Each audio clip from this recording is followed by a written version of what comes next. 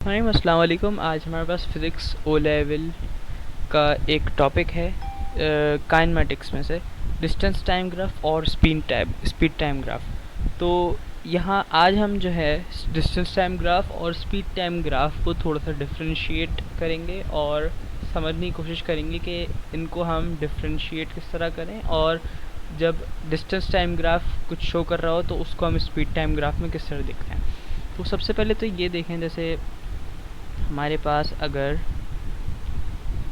एक ग्राफ है जो कि इस तरह ऊपर आ रहा है। इस ग्राफ में क्या है, हमारे पास डिस्टेंस है और यहाँ पर हमारे पास जो है टाइम है। यहाँ पर हमारे इस ग्राफ में हमारे पास जो है हो रही है स्पीड इंक्रीजेस और इस ग्राफ में हम कहेंगे कि एक्सेलरेशन जो है वो है यूनिफॉर्म। एक्सेलरेशन हमारे पास यूनिफॉर्म है इस ग्राफ के अंदर। और जब हम इसी का सेम ग्राफ जब देखते हैं स्पीड टाइम ग्राफ के अंदर, यहाँ पर हमारी स्पीड होगी और ये हमारे पास टाइम होगा। तो स्पीड टाइम ग्राफ इसी का जैसा जो बनेगा वो बनेगा इस तरह। यहाँ पर हमारी जो एक्सेलरेशन होगी ना वो यूनिफॉर्म होगी, यूनिफॉर्म एक्सेलरेशन। और जो भी एरिया हम निकालेंगे स्पीड टाइम ग्राफ के अंदर से वो एरिया अंडर द ग्राफ होगा, ये वाला पूरा एरिया होगा। ये शेडेड जो है एरिया जो है हमारे पास एक्चुअली कहलाता है डिस्टेंस। और ये दोनों एक दूसरे के इनवर्स वाइस वर्सा हैं। इसी तरह अगर हम थोड़ा आगे बढ़ें तो हमारे पास एक और ग्राफ आता है डिस्टेंस टाइम ग्राफ में से, वो इस तरह बनता था। ये हमारे पास हो गया टाइम, ये हो गया हमारे पास डिस्टेंस। अगर ग्राफ सीधा सीधा बिल्कुल ऊपर जा रही हो, सॉरी इसमें लाइन टेढ़ी हो गई। अगर ग्राफ हमारे पास बिल्कुल सीधा सीधा ऊपर जा रहा है तो इसका मतलब है स्पीड हमारी कांस्टेंट है, स्पीड कांस्टेंट। और हमारी एक्सेलरेशन जो है वो ज़ीरो है। एक्सेलरेशन यहाँ पर हमारी कहलाएगी ज़ीरो। और जब हम इसी को स्पीड टाइम ग्राफ के अंदर देखेंगे तो यहाँ पर हमारा स्पीड टाइम ग्राफ बनेगा इस तरह। ये हमारी कहलाएगी स्पीड, ये कहलाएगा हमारे पास टाइम। लेकिन यहाँ पर जो ग्राफ हमारे पास बनेगा वो ये बनेगा, यूनिफॉर्म स्पीड।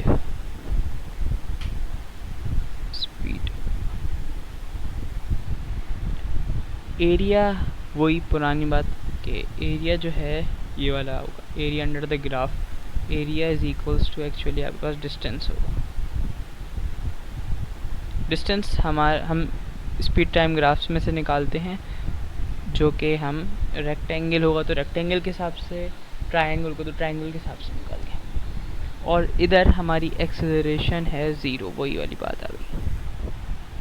अब इसी तरह एक ग्राफ होता है हमारे पास, लेकिन सॉरी मैं एक बात बताना भूल गया, ये भी वाइस वर्सा है। इसी तरह हमारे पास एक और ग्राफ होता है डिस्टेंस टाइम ग्राफ का। वो ग्राफ हमारे पास कुछ यूँ है, ये हमारे पास कहलाएगा टाइम, ये हमारे पास कहलाएगा डिस्टेंस। लेकिन जो ग्राफ है वो बनेगा हमारा कुछ इस तरह। इसमें हमारा क्या है, स्पीड डिक्रीजेस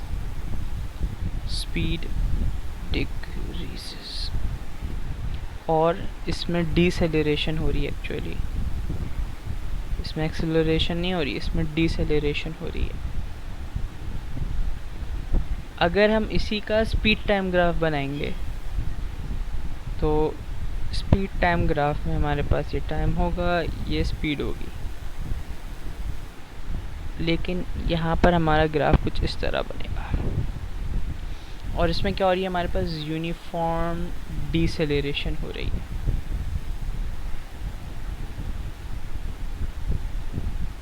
ये कहलाएगी हमारे पास यूनिफॉर्म डिसेलेरेशन।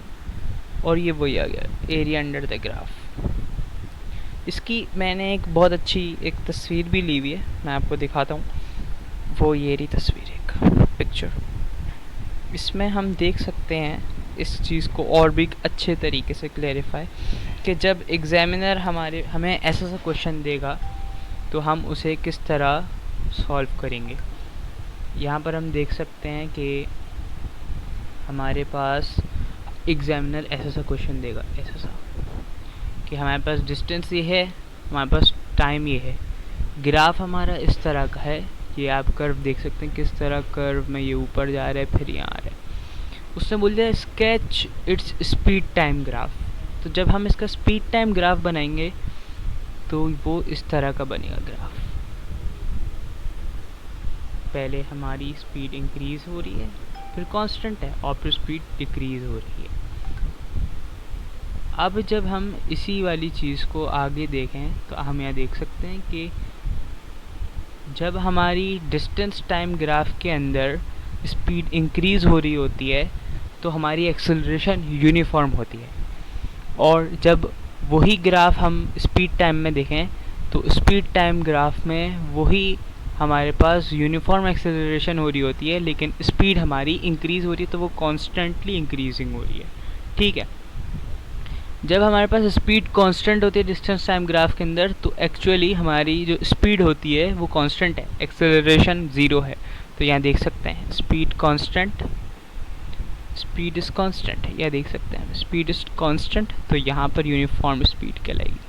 लेकिन यहाँ एक्सेलरेशन ज़ीरो है तो इसलिए यहाँ पर भी एक्सेलरेशन ज़ीरो होगी। इसी तरह जब हमारी स्पीड डिक्रीजेस लिखा हुआ आ रहा है यहाँ पर, तो यहाँ पर यूनिफॉर्म डिसेलरेशन कहलाएगा। इस वाली चीज़ को बहुत समझ के और समझने के बाद हम आगे सॉल्व करते हैं, वरना बहुत सारे स्टूडेंट्स को इसमें मसला होता है कि जब स्पीड इंक्रीज़ हो रही है तो अगर डिस्टेंस टाइम ग्राफ में स्पीड इंक्रीजिंग दिखा रहा है तो स्पीड टाइम ग्राफ में क्या कैसे दिखाएंगे, या फिर डिस्टेंस टाइम ग्राफ में कांस्टेंट स्पीड है तो डिस्टेंस टाइम ग्राफ में एक्सेलरेशन क्या होगी। ऐसे ही इसको यहाँ पर ज़रा डिफ्रेंशिएट करने के लिए मैंने ये पिक्चर आप लोगों के साथ शेयर की है।